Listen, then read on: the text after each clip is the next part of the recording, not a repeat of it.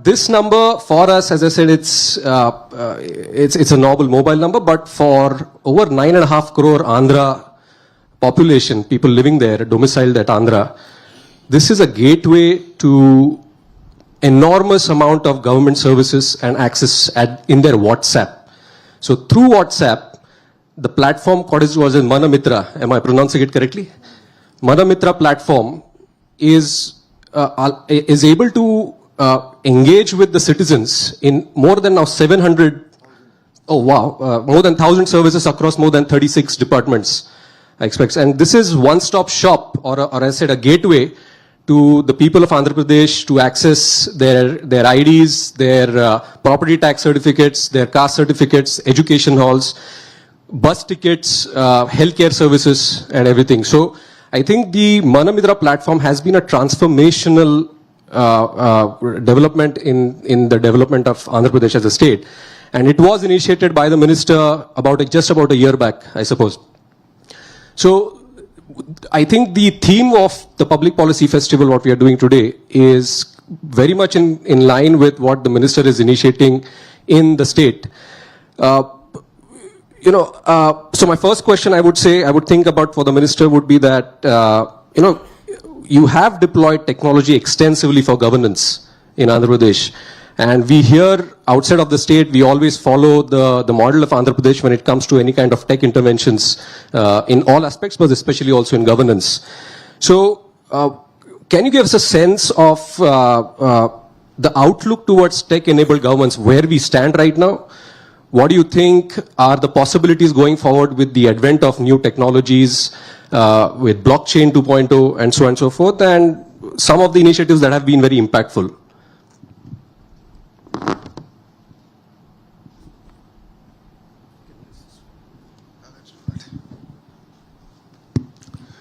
Thank you very much. Thank you for having me here. You pretty much answered the first question with explaining about Manamitra, so I'll not go back to it. But in Andhra Pradesh, we use technology as an enabler to sort of take not only policies to the citizen, but actually look at how we can serve them better. While other states have different maturity levels, Andhra, I believe, is a bit ahead on the curve. If you look at a few examples, I mean, we can go about it all day, but I would like to give a few specific examples of what we are trying to do in Andhra Pradesh.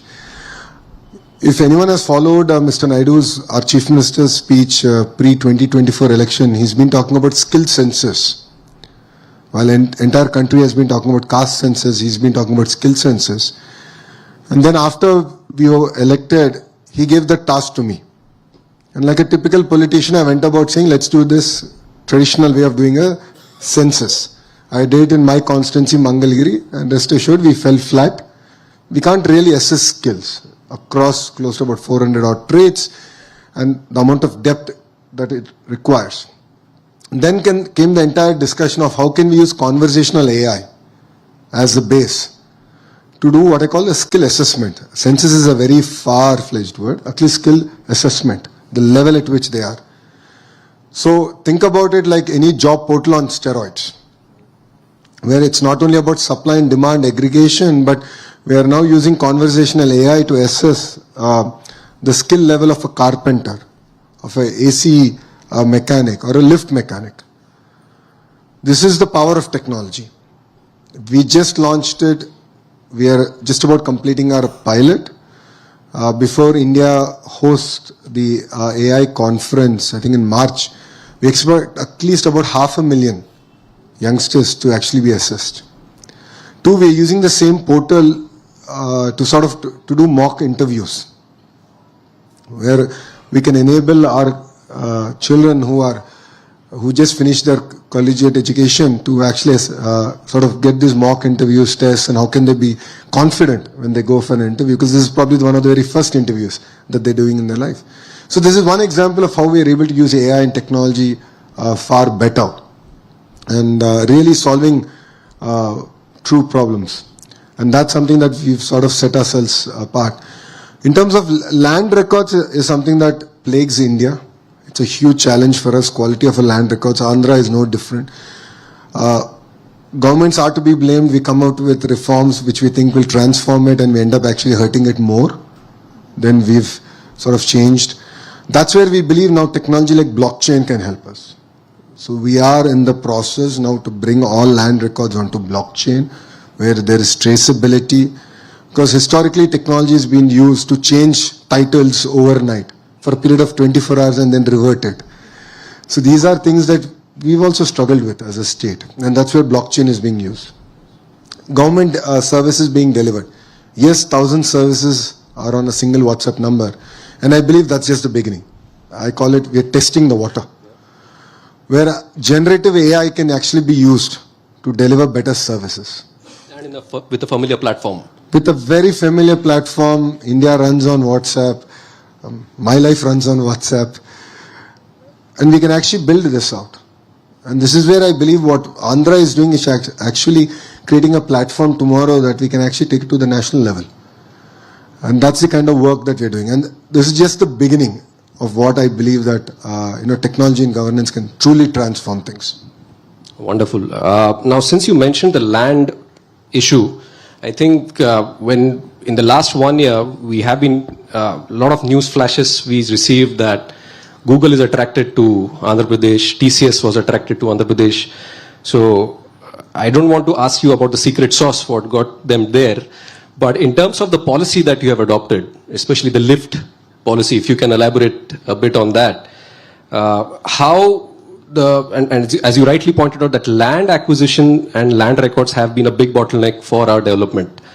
So how Andhra Pradesh is looking at that, being a state subject, Andhra Pradesh, what policies Andhra Pradesh has adopted, whether technology interventions have been used there to enable such large corporates to enter the market, enter the state and have the right access when it comes to land, and land should not become a bottleneck. I think that has been your flagship policy. So 2 questions, I'll answer the first one. Why Andhra Pradesh? 3 distinct reasons. One, we have a leadership with proven track record. Mr. Naidu, our Chief Minister, requires no introduction.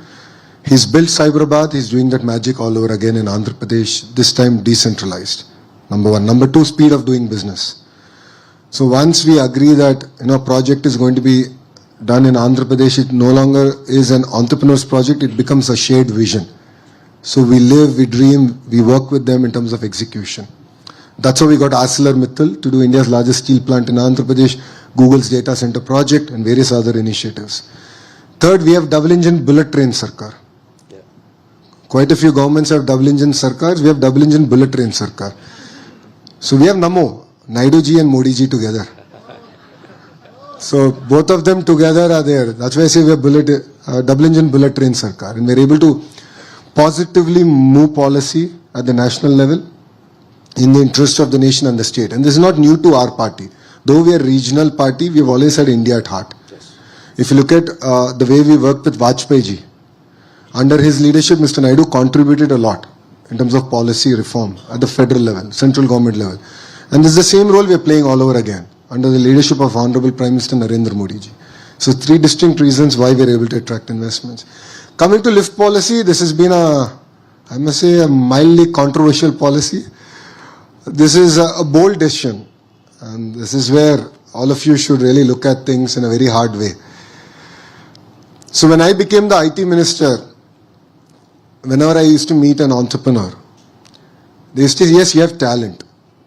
Yes, you'll give me water, you'll give me power, I understand that. Yes, Andhra has land, but Andhra's land is expensive. And this was one conversation I had in last Davos with Cognizant. And they said, see, I would love to come to Visakhapatnam, but your land is expensive. I know you have land, but it's expensive. So what can you do for me? So I took Ravi, the CEO, to the side and said, I'll do it in 99 paise. And this did not back then have the backing of my chief minister. But I knew that if I clinch Cogsy, he will agree to it. So this was my promise to Ravi, saying that I'll give it to you at 99 paise. It's not a lease, it is not per acre, it's whatever extent of land you need. And we have a rule, we have to create 500 jobs for every acre of land we give. As long as you deliver on that promise, I'll give it to you at 99 paise. I went to the cabinet, I fought for it. My chief minister challenged me saying, just because you give land at 99 paise, do you think you can land companies? I said, I believe it. I fought for that initiative. As a one-off, we did it for Cognizant, and that opened floodgates. And then I realized that quickly we need a policy now. It needs a framework. Because we've done that for IT companies. Whilst other companies like ArcelorMittal has taken land at market value. So it's about the kind of jobs that you create. Because see, IT, for every IT job, there are 5 indirect jobs that get created. So it's a huge economic multiplier in that sense. Whilst other companies have different ratios in terms of economic activity they can do. Another company that we've done this with is in space. There's a company where they came and the entrepreneur said, we can't do it at this price, but you should give it to us at lower price. We did it because we believe that they were the catalyst for the entire space city ecosystem. So this is where, as all of us are here discussing about policy, it requires a certain amount of boldness and your ability to back that policy. And the beauty is policies are already stood the test of judiciary. So there were people who went to the court, filed a public interest litigation, and the court threw it out saying that it is in the interest of public, and now there's a clear policy in place.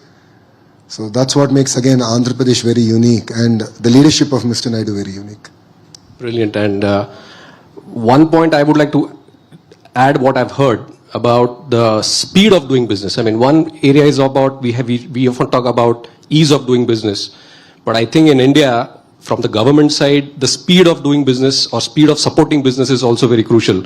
So I was reading a statistics, and we were discussing with someone that for let's say a GCC, for land or acquiring a land and getting all the permits in place for construction, the average time in Andhra Pradesh is a few days versus at least a few months in other parts of the country.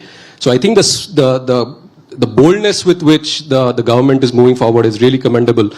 If you can elaborate a little more on the speed of doing business and some instances that you have when it comes to technology, how technology is being used to improve the speed of governance, speed of supporting businesses.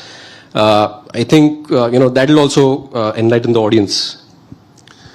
So this entire speed came about in a car where I was driving Chandraji back to the airport. So the chairman of Tata Sons, sir, is vice chairman of our economic council. So as soon as our government came in, he came to call on the chief minister. So I was driving sir back to the airport. I said, because I won't get 45 minutes with him otherwise. So I said, chalo, let me now get in the car, let me talk to him. So I said, what is your advice to me? I asked Chandra sir, what is your advice to me? He said, speed. Because today, even a medium enterprise is investing thousands of crores in capital expenditure. And a 6-month delay in government inefficiency is going to throw the entire business plan out. Now think about it from Tata's perspective. We are doing billions of dollars of investment. Said speed is what you should deliver. And when I came back and I briefed the Honorable CM, this was the advice given. He started living, breathing it day in, day out.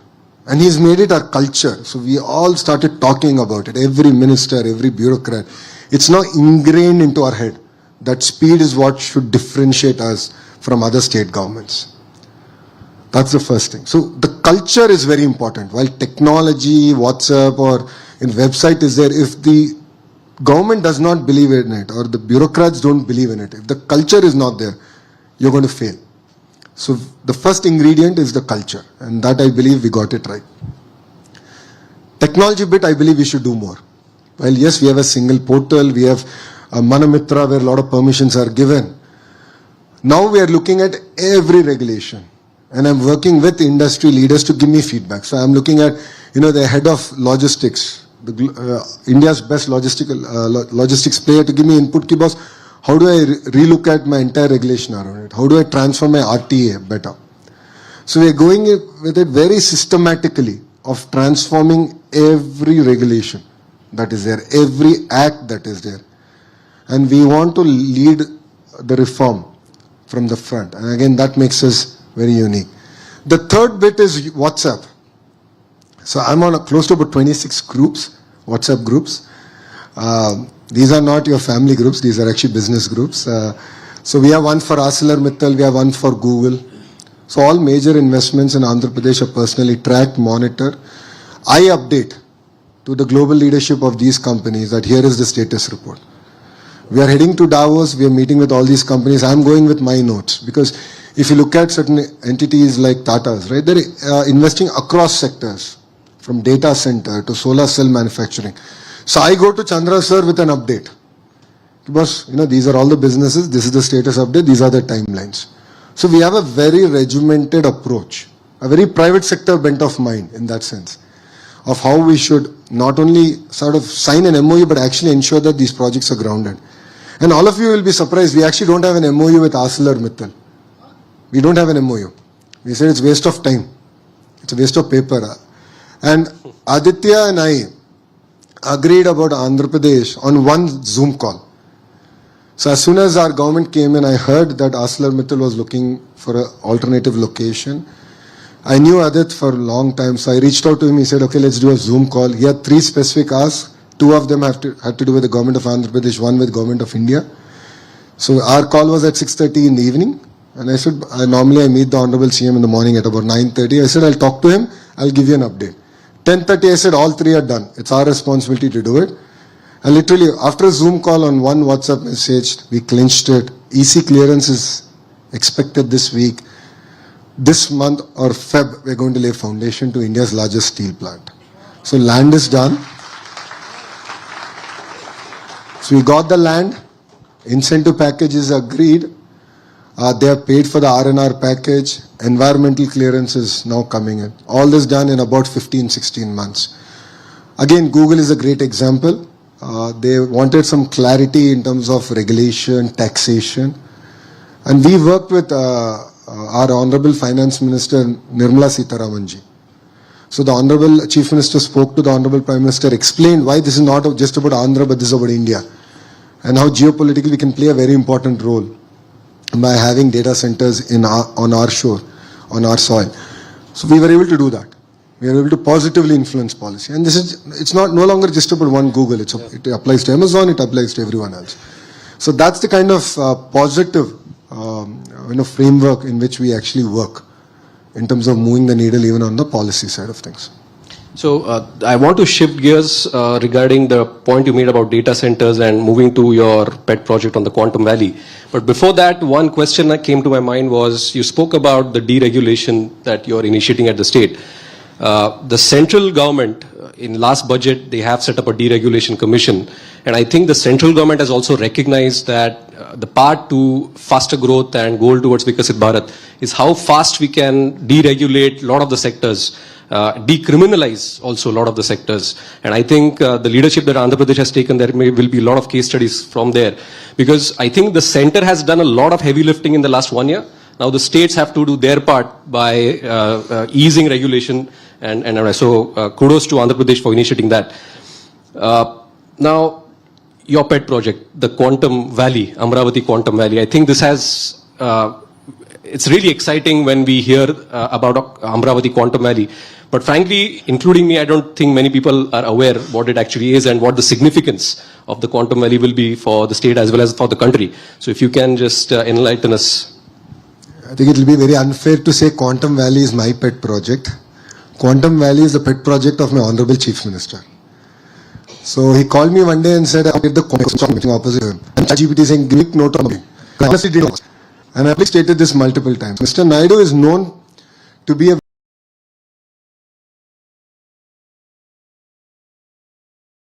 very keen listener. So it was IIT Madras, Vice Chancellor gave that input to him that quantum is the next frontier technology. Then he internalized it, he understood it, and then he called his minister. Though a Stanford MBA who had no clue about quantum. And thanks to ChatGPT, I had a quick summary. But then again, in his true spirit, right, Mr. Naidu's energy is very infectious. So he's 75-year-old Chief Minister, but we jokingly say there are 3 25-year-olds in him. That is the kind of energy he has. And then he lives it, he breathes it. And then he'll chase us down.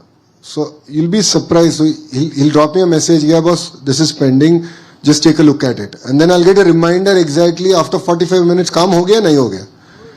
So that is the speed at which he works, and he expects all of us to work. So it's his dream.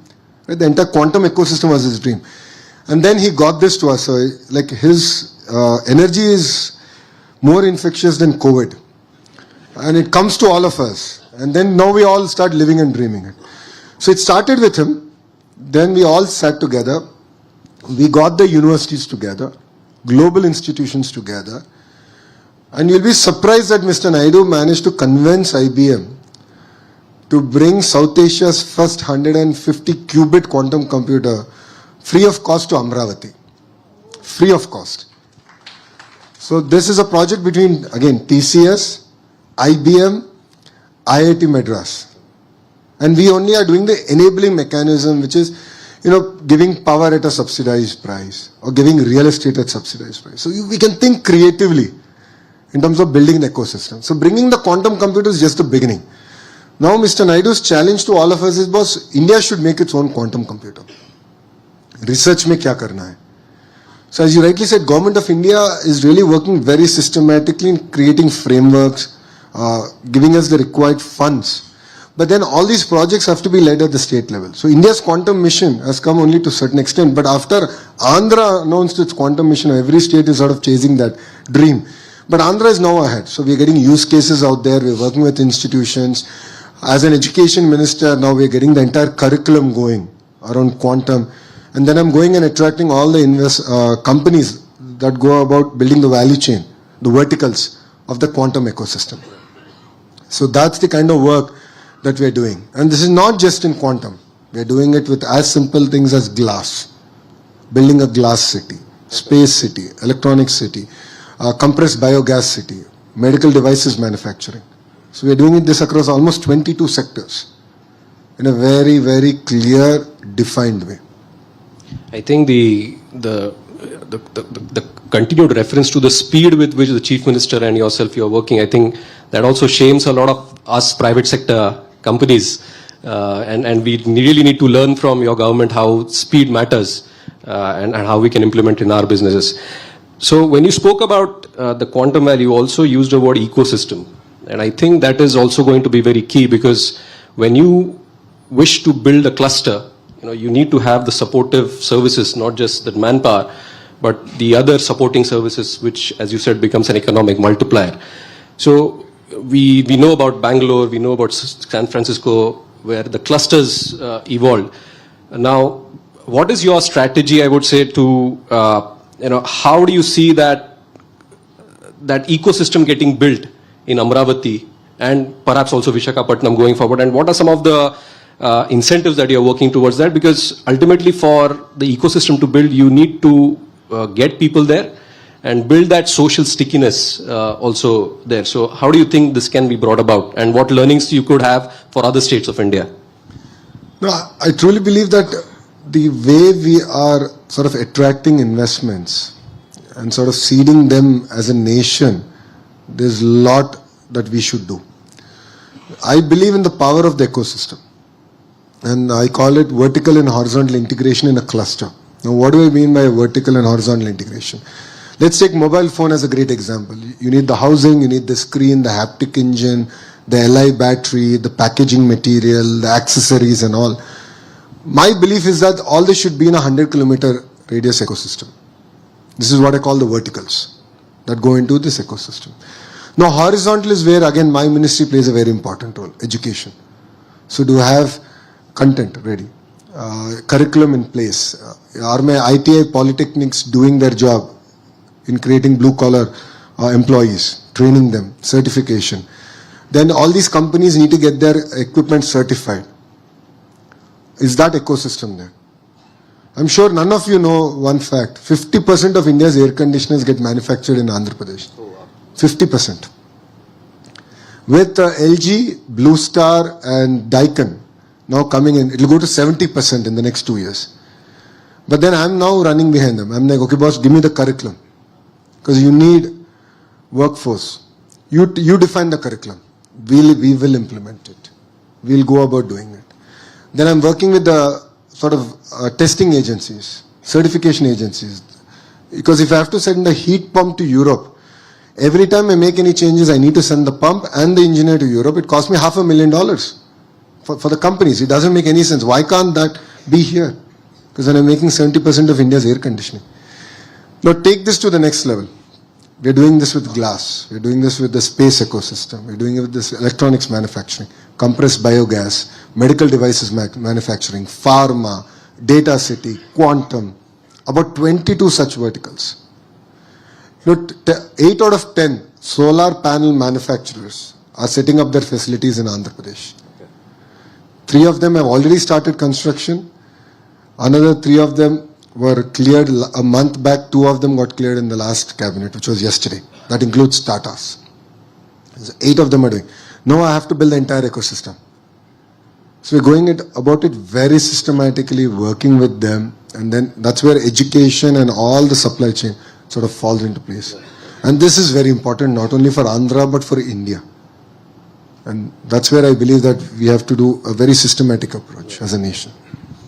So, in addition to the ecosystem development, what you mentioned, I think we also need to look at how do we run these data centers in a sustainable way. And we all know that data centers consume a lot of energy. They need a lot of water for cooling. So how do these measures, what kind of measures the state government is looking at to look at sustainable development of these data centers and these clusters, and anything that you might have written into the land allotment records to ensure that the energy benchmarks and the water usage benchmarks are followed? See, now every global company, an Indian company, is looking at ESG as a very important responsibility. So they are equally interested in making investments sustainably. What makes Andhra Pradesh again very unique is our renewable energy ecosystem. So we have solar, we have wind, and we have the pump storage projects. So I can give RTC renewable energy. And all these projects, one is already, 2 gigawatt PSP is already operational. Close to about now 20 gigawatts of PSP is going to become operational in the next almost 5 to 7 years. So I can give round the clock renewable energy at a price point that the world has never seen. So we are blessed with good terrain. So we have good terrain where all these projects can be seeded. We have good radiation. Andhra our summers are quite warm. So we have that advantage, and we have good wind zones. The southern part of Andhra is very good wind zones.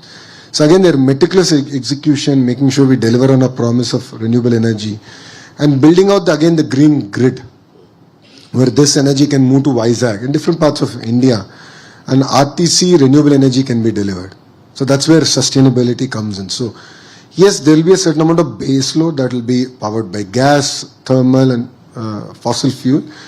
But the greater part of it is actually going to be renewable, and we are quite clear on it. And this is a conversation that we have had with all the companies that are making investments in the data city. That part is clear. In terms of water, again, if you look at Andhra, we have 2 major rivers, Krishna and Godavari.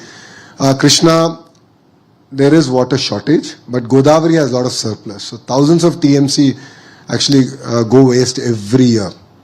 Now, Polavaram project is getting built to harness that. We're looking at a lift irrigation projects where we're going to bring all that water to different parts of not only Andhra Pradesh, we can actually deliver water to Tamil Nadu and even Karnataka. So that is the way we're looking at it. So linking of rivers is going to be very, very critical in the long run. Water security is going to be very, very important. So CM's view is very clear. Not even a drop of water should go to the ocean. So we have to harness it, we have to store it. Again, we're using technology there to figure out how to move water cost effectively within the existing irrigation grid. So that's where we already have a lot of water, especially the northern part of the state has a surplus amount of water. So our ability to use it, harness it is going to be very important. And more as investments happen in the data center ecosystem, right? And globally I've seen even companies like Intel, where they're now using air-cooled systems, very, very cost-effective solutions.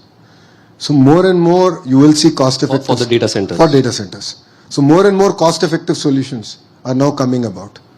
So there will be transformation even in that sector. Great. The other area I would also like to touch upon is you have also been a very active supporter and initiator of process reforms for industrialization across Andhra Pradesh state.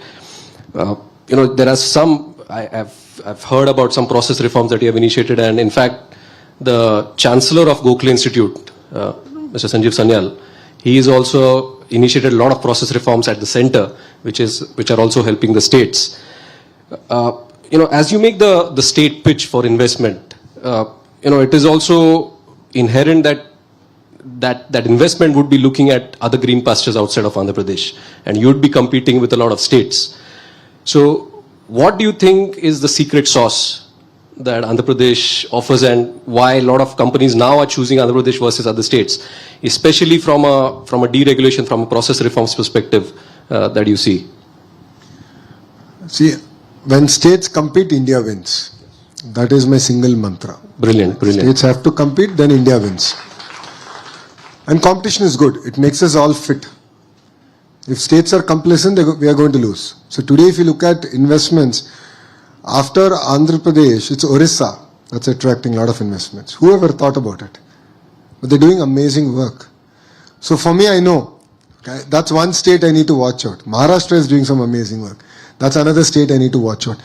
So everyone is now starting on this reform cycle, and I believe that Andhra Pradesh should be number one. So in labor, we've done a lot of work. In speed of doing business, in single window clearance, we've done substantive work. But I believe it's just the beginning. I think we have to do a lot more to really deliver in spirit on the speed of doing business. So that's where I believe we differentiate. But the most fundamental thing is the culture and the approach of the political system and the bureaucratic system, that speed is the metrics on which we will all be measured on, is what makes us very unique. And please understand that policy changes have to happen, but it can only happen when there is a clear political will and backing. So what all of you see today is, yes, Andhra Pradesh is back, Andhra Pradesh is competing, we are number one in attracting investments. Yes, but a lot of political changes have happened before it. 50% of our MLAs who won in 2024 are first-timers. 50%. 17 out of the 25 ministers are first-timers. So I am actually one of the senior minister in Mr. Naidu's cabinet. It's not my grey beard. It's my second term. So that's the kind of political change that has come in before we were able to lead in terms of government. So this is very, very important. While the chief minister might have a vision and willingness to do it, his political team should back it. Every minister should live, breathe that vision. And I believe this is something that we all underestimate in India.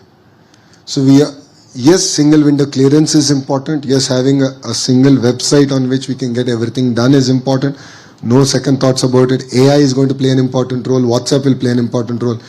But please also understand that the political support is very, very important. I believe it's actually one of the more primary pillars, where your legislatures, your ministers are supporting the vision of the government and the chief minister. Only then can such projects get grounded, seeded, executed to the level that India actually should execute. So when we talk about ease of doing business and speed of doing business, the other aspect that comes to my mind is the foreign direct investment into the country. Over the last 1 year, we have seen the issues associated with rupee depreciation and rupee volatility. And a lot of the economists and experts that we hear from, one of the underlying major factors has been the net inflows of FDI as a percentage of the GDP, which is affecting the rupee volatility. And a lot of FDI coming to India, which is the sticky capital versus the fleeting capital, what is FPIs. That sticky capital or FDI, foreign direct investment, they need certainty, they need ease of doing business, they need simple rules to build and run factories, and the center can only do so much, and the states have to do the heavy lifting. They have to pick up the mantle to ensure that FDI comes to the states, which benefits India as a whole. So from your perspective, given your experience with Google, that was a huge investment, a huge proud moment for the whole country. How do you think states should look at attracting FDI? And as you rightly said, when states compete, India wins. So how can more states compete with each other? What states can learn from each other when it comes to attracting more FDI, which will benefit the country and also give some stability to the currency fluctuation that we have seen over the last 1 year? One thing I'm already noticing is states are competing. I think it's very unfair to say if we are not. Recently, you would have seen my Twitter fight also on it. But I think that's good. That's good for the nation. Saying that execution is going to be critical. Yes. While signing and announcements are great, the political will to ensure that these projects are executed at the pace at which these companies want to do it is going to be critical. So there's greater responsibilities on the state to ensure that that is delivered. Yes. Government of India is creating amazing policies, frameworks. They're willing to relook at regulation. When I went on and spoke to the Honorable Finance Minister, Nirmala Madam, on a certain issue with regards to this particular project that we're discussing, she was extremely positive. She's like, yes, we'll do it. We'll get it done. So they're willing to change. They're willing to listen. They're willing to give guarantee, bring that policy stability that FDI is looking for. So that's something that's very important. And states are doing it. But I also believe that there's greater responsibility on the electorate. So Andhra, if you look at it, between 19 to 14, 19 to 24, certain state agreements were reneged. So PPAs were cancelled. Certain companies were, for lack of a better word, harassed. So it's important that the electorate also understands it. Because see, we are a very young democracy. And majority of our voters will also be first-time voters now. So it's very, very important that they understand the importance of continuity of government. So, and understand the importance of long-term vision. Because to be fair, all the, I keep telling my team, all the MOUs or all the investments that we land in the first 2 years are the only investments where I can show progress before I go for electoral cycle. The large investments. Because after the 2 years, we will land, but results will come beyond my electoral cycle. So it's very, very important that even the electorate understands this. And as politicians, you also explain it better. Right. That continuity of government is very, very important. If you look at even erstwhile Andhra Pradesh, right? If you look at Hyderabad's development, the continuity of government in 1999. So Mr. Naidu became the Chief Minister in 95, went for an election in 99. And that gave tremendous amount of momentum for erstwhile Andhra Pradesh. And that's how Microsoft, ISB, all that magic sort of kindled, and they were the catalyst and the trigger to sort of roll things out. So that is equally important. Yeah, I love questions. Okay, so I think We can take. we have some time, so we'll open up for some questions Can we for go the at the minister, back, and we'll be please? very specific and to the topic at hand, please. Rapid fire. Rapid fire, but to the topic at hand, technology and society. At the back, Will be to your left. Yeah. In the interest of time, we'll cap it at 5 questions if everyone's okay. Yeah. Yeah.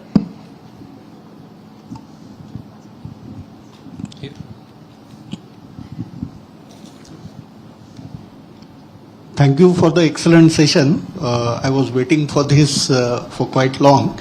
I have 3 quick short questions. You have multiple portfolios which you are handling. All these portfolios are selected by you or offered by the CM? That is my question number 1. Sub-question to this is how the combination of all these ministries centered at one place is facilitating the growth of Andhra Pradesh. My second question is how you are leveraging the NRIs from let's say Andhra Pradesh or Telangana in terms of their talent, treasure for the development of Andhra Pradesh. That's my second question. And the third question is, apart from Chandrababu Naidu, like who all chief ministers would you interact for any developmental issues? thank you, sir. So, I'm sure all of you would have read my bio. But one thing all of you should also realize is I always choose the road less traveled. So in 2019, I chose a constituency that my party has not won since 1985, and I lost. I lost with 5,300 votes. First time electoral debut, I lost. I stuck at that constituency for 5 years. I worked hard and I won it with the third highest majority ever in Andhra's history, which is 91,000 votes. And why am I sharing that with you is, coming to my portfolio, education is a portfolio I chose. And when news came out that I'll be the education minister, a lot of people messaged me, well-wishers called me and said, don't do it. And the reason they said that is, there are a lot of teacher unions, any decision you take is exceptionally difficult to implement, there are a lot of hostels, God forbid anything happens, you will be held accountable. And I said, that's the exact reason. That is the reason I want to take this challenge up. India's future depends on quality of education. And it requires someone who's sort of seen the world, who understands the ingredients better, and actually go roll up the sleeves and say, yes, I'll bring about the change. So that's a portfolio that I asked. I really wanted to do it. And I'm really lucky that the Honorable Chief Minister chose me for it. IT electronics, I already thought education was a lot. I thought I wouldn't have that bandwidth or time, but the Honorable CM then realized that yes, education, tech sort of fits in very well. Again, IT, quantum is going to be important, so he aligned that. So the second portfolio is given by him. Third portfolio is real-time governance. That's again augments very well with technology, KPI-driven governance. So that came naturally with IT and electronics to me. So that's the background in that sense. Is it helping? Absolutely. I'm the chair of a group of ministers to create 2 million jobs. That's an electoral promise that we made. The vertical horizontal integration, education versus ecosystem importance is what I explained. So it really helps. In terms of my interaction with other chief ministers, yes, I've been lucky to interact with other chief ministers at Davos, meeting them at different occasions. So I learn a lot. I remain in touch with them. A lot of them are very kind to guide me when I have questions on certain things. So I think there is a generation of chief ministers today that I see who are willing to share ideas, who are willing to exchange views, or willing to nurture young talent, if I may. I think India is seeing a very new set of political leadership in that sense. And I believe that 2029 will be even more exciting, because that change it's just started, and you'll see a lot more youngsters coming in and chief ministers who are willing to exchange ideas in that sense. So I think it will be very unfair to name a few and leave a few out. Thank you. Any question? Yeah. Sorry, one last question. Okay, we'll have to keep it tight. We've been very loyal to the timekeeping so far. 6 minutes. Let's go. Good afternoon, sir. We were talking about society. In that, one of the key projects of the Honorable CM is also the P4, or the Public-Private People Partnership. I found it to be very interesting, and there are a lot of talks around that and an integration of the family benefit management system. So I was just curious on how tech and FBMS is getting integrated into this entire ecosystem. And you talked about the electoral being able to understand all of this, the continuity, and this also involves often a topic about exclusions from certain government schemes, people who are oversaturating it. So how does this entire kind of thing get integrated into a one singular kind of a dream? So that's where my third ministry comes into play, real-time governance. We have something called the data lake, where we don't look at individuals, but we look at family as a unit. So I look at family as a unit, and we use data to understand ki family ka income kya hai, and then how do we sort of pull them out of that cycle of poverty, and how can we use various state or central government schemes to sort of target and pull them out of that cycle. So that's something that we've done, and that's where the P4 comes in. See, society has been kind on all of us. We've had access to good education, ecosystem, but there are a lot of people who haven't had it. So people who've had that advantage, who've used that benefit, we believe that they should contribute back to society. And it's not money. So I want to be very clear. It's not just about money. It's about counseling, nurturing. See, I am who I am because I had an amazing family ecosystem that stood by me during my tough times, right? They continue to guide me. I could have called, there were gazillion times I called my father and said, this is a challenge. Can you guide me? Or my mother, or even my wife. Right? I would always take feedback. Not many have this. Not many have a family that is exposed as much as my family is. But then there's responsibility of me to adopt families. Go spend time with them. Give them this insight. If there's someone who wants to get better education, give them the lay of the land. Expose them. That is the actual strength of the P4 model. So using technology, of course, to use and guide in terms of what are the schemes, benefits, that's one part. But the larger part is actually guiding them, motivating them, and giving them that opportunity to pull them out of that cycle of poverty. So that is what again makes P4 very unique. Thanks. Thank you so much. Minister, you have been extremely generous with your time. You have been gracing here and gracing the event with your presence and your insights. I think it's very promising for all of us to hear from the minister and get a sense of positivity and hopefulness from the next gen leadership of the country, which will lead to much better outcomes for the country as a whole. So thank you so much for your attendance, and thank you so much. Thank you so much. I request everyone to please be seated as we wait for the security apparatus to lead the minister out and keep the hallways clear. Thank you so much, sir, and thank you, Siddharth.